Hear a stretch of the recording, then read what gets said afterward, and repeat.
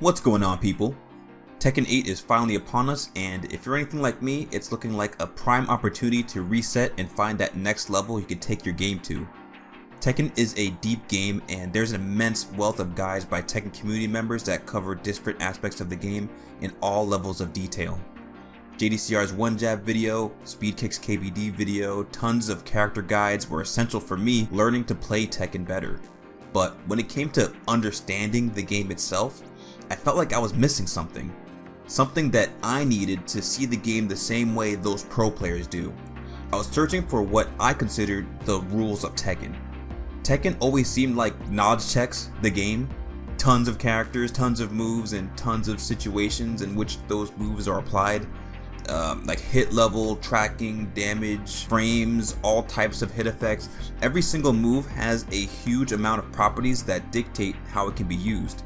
So are we really expected to lab and memorize all the moves of every single character? There's no way. There has to be some patterns, some rules of how moves are balanced so we can make better decisions in the match. I was sure they existed, and a few months ago, I found it. Overcoming Intermediate Level Tekken by Peacecrab was among the handful of Tekken education videos I watched to, well, overcome Intermediate Level Tekken. Great name. The video itself is well made, easy to follow, and she provides great advice for players looking to improve. In its description, however, was the special treasure box. She had written, in granular terms, a guide on move properties and the various combinations making typical moves based on their benefits and drawbacks. This allows the grand total of moves to be put into different archetypes. All things that are observable through playing the game, but casual players like me may not have picked up on even after playing many years. Things that Tekken veterans have come to know as common knowledge. My biggest example. Before watching this video, I didn't realize that 99% of highs are safe on block. Like, what? I had so many matches where whenever I blocked an unfamiliar move, I would jab to see if it was punishable, and now I know I don't even have to bother if it's a high, so that saves a ton of time.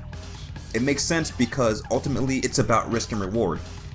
Highs are riskier because they allow the ability for the opponent to duck and punish. To offset that risk, the rewards or properties of highs are typically better, including being safe on block. Another case. Much earlier in my Tekken career, I assumed lows were launch punishable. All of them, like even the quick ones like down 4. I mean, those moves are difficult to see, harder to block, and I reacted successfully. Clearly I deserve to launch this fool. But I was only half right. Since most lows carry the inherent risk of getting parried for a damaging combo, there isn't always a need to get a combo on block also. Again, it depends on the properties and rewards for doing that move. Not only that, but the context where the move is available also is a huge indicator of how good it is. Moves that are part of a string must be considered differently from moves that are not. String moves that have a mediocre reward may still be worse on block if there are follow-up moves that can snuff the opponent's counterattack. Playing Raven has made me intimately familiar with this concept. Moves that are available in a stance also will typically have better properties than normal moves because they are easier to anticipate given the reduced attack options in that stance and the prerequisite of getting into the stance in the first place.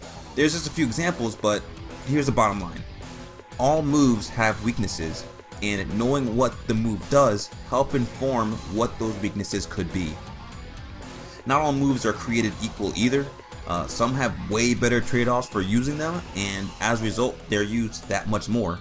Tekken 8 changes the risk-reward of moves, especially with the new heat system, but the philosophy is the same.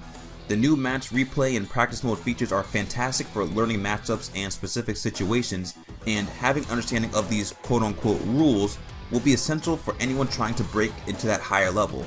I was able to use this understanding to analyze the pre-release gameplay for Tekken 8 Yoshimitsu, and coming to the same conclusions as one of the best Yoshimitsu players in the world is validating, to say the least. This stuff is crucial. I definitely recommend giving that guide a read. Peacecrab made the guide, so I'm leaving a link to her video in the description, and the guide is in her video description. So from what I can tell, Tekken 8 is raising the skill ceiling, but it has more tools than ever to help reach it. We're going to see some seriously strong players in Tekken 8, and I'll see you there.